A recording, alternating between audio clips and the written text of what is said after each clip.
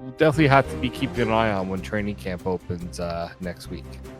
Yeah, 100%. And to be fair, I mean, once training camp starts, you're going to start one thing one way, and then if it's not working, you're going to switch it up. And no matter what you said on September 9th, September 10th, September 11th, even it doesn't matter if it's not working come September 25th or October 7th or October 19th.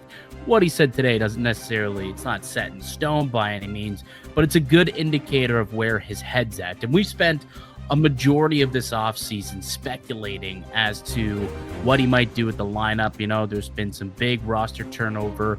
Mitch Marner's gone. They decided that they weren't going to replace him with one player. They decided to replace him with basically three different guys. And, Craig Berube talked about it, in this piece. He understands that there's no replacing Mitch Marner, but does believe that there'll be a different team. There'll be a deeper team, one that could roll 3-4 lines and be very comfortable doing so.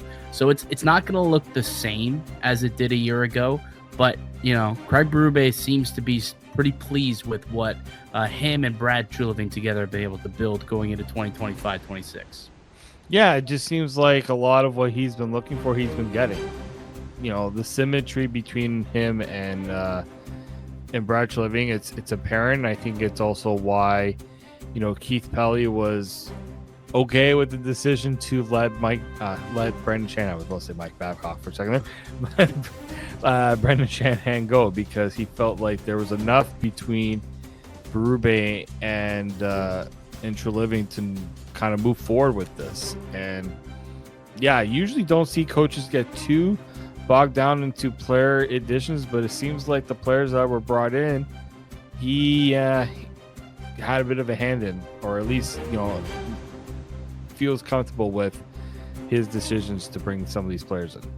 Yeah, and I mean, I would imagine that there would have been some conversation that was had between Treliving and Berube, like, hey, we're thinking about, there's the situation with Marner. We're looking at a couple of players. Is there one guy who, sticks out to you that you think would work best for us? And maybe he piped up and said, Nick Waugh could be great in our system. I think Nick Waugh would be a perfect third-line center for me. I know exactly how I'd use him. If you could somehow pry him out of Vegas in that sign and trade deal, then maybe that's the route we go. Like, maybe that was a conversation that Craig Berube had. The Dakota Joshua, we know, is a player that played under Berube earlier in his career, didn't necessarily have the career year he had in Vancouver, but he knows him as a player and knows what he's all about and knows what he can do. So I think that he clearly had a hand in that. And he spoke about Matias Maccelli as well, the third guy that they kind of brought in to replace Marner, I suppose, by committee. The other conversation I thought was interesting, and Jonas Siegel basically asked, Marner's gone, who's going to get the opportunity to play next to Austin Matthews and Matthew Knies? And we'd speculated, there's a number of players that could make sense, and sounds like it's going to be a trial and error for a little bit, but it doesn't appear that Matias Maccelli is going to start on that line. And a lot of us thought maybe it makes sense because he has the vision and passing abilities of Mitch Marner in a lesser to a lesser degree, but kind of plays a similar pass style role. But according to Craig Berube, he did come out and say that he does not expect for him to start him on a line, pretty much because he doesn't want to put pressure on him and believes that what do you say here? He doesn't want him to start him there because he doesn't want him to become a pass first guy. He doesn't want to put pressure on him that he has to pass it all the time because he's playing with Austin Matthews. So wants to kind of ease him into his Leafs tenure. So maybe a surprise, but doesn't seem like we're going to see Maccelli get the top line assignment right away. No, and I think it's a lot of pressure being put on the top line, right? Yes, he was brought in to be a top six guy, but to bring him in and say, okay, you have to be the one to now make sure Austin Matthews continues to score. I think he just wants to temper expectations, right? We've seen players come in with this team and kind of struggle to kind of get their footing. Look at Scott Laughton, right? Then Scott Lawn had to hit the ground running, and he struggled with that. Yeah. Right. Thrown into a new situation, and I think maybe there's a bit of a understanding that okay, we can't just throw everything right off the gun, right off the start with Matias Michelli. And look, we heard Berube kind of say that he likes to work in pairs. Yep. Matthew Nyes, Austin Matthews, John Tavares, William Nylander. Those two are distinct pairs. Who the third guy is, Berube's like, we'll figure it out.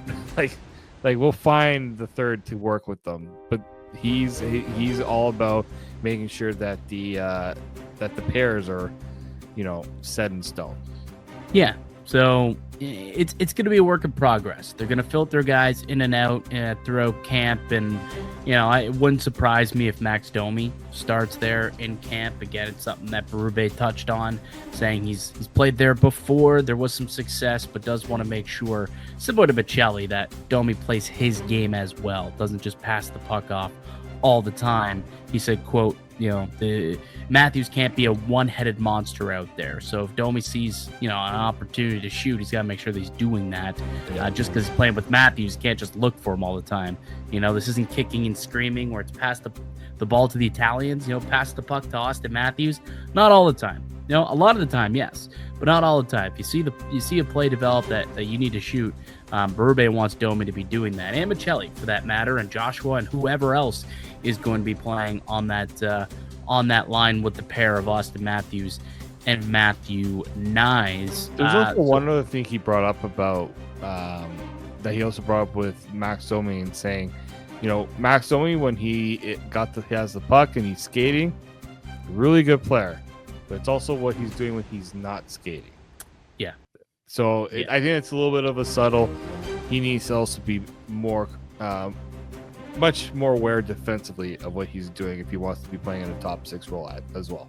Well, you don't want him playing in a bottom six role if he's not playing well defensively. And that's why I think it almost makes more sense for Domi to play up in the top six and be on a line with Matthews and Nyes, or with Tavares and Nylander, whoever ends up being. But if he deploys the team how I'm expecting him to, I think the third and fourth line will garner most of the defensive responsibilities, most of the defensive zone starts. It's just how it's going to go.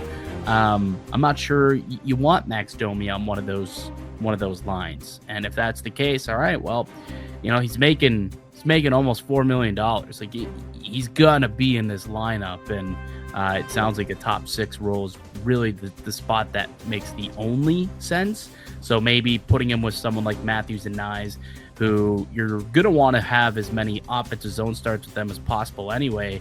That's where you put Domi, or maybe it's a guy like again, if you're doing more pairs and you're doing more situational, which we've seen at times, in the modern NHL, things aren't as locked and set in stone situationally. Defensive zone faceoff, maybe that's when they put Dakota Joshua out there on